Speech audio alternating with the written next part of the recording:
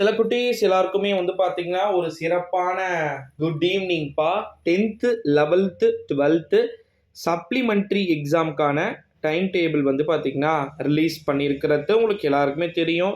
எப்போ exam start ஆக போகுது? 24ஆம் தேதி வந்து பார்த்தீங்கன்னா மார்னிங் 10 இருந்து 1 வரைக்கும் நம்முடைய 12க்கு இன்னைக்கு டேட் என்ன? 17. இன்னும் வெறும் எத்தனை நாள் இருக்கு? வரப்போகிற மண்டே, அடுத்த மண்டே நேற்றுக்கு நீங்கள் வந்து ஒரு எக்ஸாம் முடிச்சுட்டு இருப்பீங்க, தமிழ் எக்ஸாம் முடிச்சுட்டு இருப்பீங்க. ஓகேங்களா? வீடியோவை ஃபுல்லாக பாருங்கள். 24லேருந்து ஸ்டார்ட் ஆகி நம்முடைய 12க்கு என்னைக்கு எக்ஸாம் முடியுது அப்படின்னு வந்து பார்த்தீங்கன்னா 1ஆம் தேதி வரைக்கும் கரெக்டாக 1 வீக்கில் முடிஞ்சிருது. 1 வீக் 1 டேல நினைக்கிறேன் முடிஞ்சிருது. அதுக்கப்புறமா வந்து பார்த்தீங்கன்னா நம்முடைய 11க்கு வந்து 2ஆம் தேதி வந்து பார்த்தீங்கன்னா ஸ்டார்ட் பண்ணுறாங்க. ஓகேங்களா? இவ்வளோ விஷயங்கள கொடுத்துருக்குறாங்க.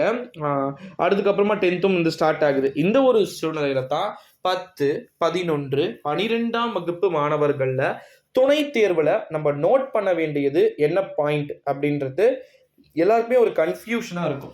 நிறைய பேர் வந்து பார்த்தீங்கன்னா நினைச்ச மார்க் எதிர்பார்க்காத ஒரு கேங்காக இருந்தாலும் கூட நல்லா எழுதியிருப்பாங்க, ரொம்ப பெஸ்ட்டாக எல்லாத்தையுமே அழகாக பண்ணியிருப்பாங்க. பட் ஆனால் அவங்க பார்த்தீங்கன்னா ஒரு 40லேருந்து 50 மார்க் கிடைக்கும் எதிர்பார்த்துருப்பாங்க. ஆனால் அவங்க வந்து ஃபெயிலில் வந்து போயிருக்கலாம்.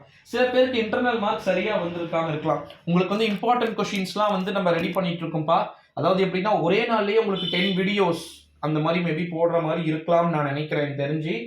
எப்படின்னா எல்லாமே 2-3 மினிட்ஸ் வீடியோவா மேபி இருக்கும்னு நான் நினைக்கிறேன். ஓகேங்களா? ஸோ அதை நான் கண்டிப்பாக போட்டுருவேன். இன்னைக்கு தானே மண்டே, நெக்ஸ்ட் தானே நான் 1 வீக் இருக்கு. அப்படியே நம்ம கொஞ்சம் சப்ஜெக்ட்ஸ் அப்படியே கொண்டு போவோம். ஏன்னா நான் பிளான் பண்ணிட்டு இருக்கேன். 10th இருக்கு, 11th இருக்கு, 12th இருக்கு.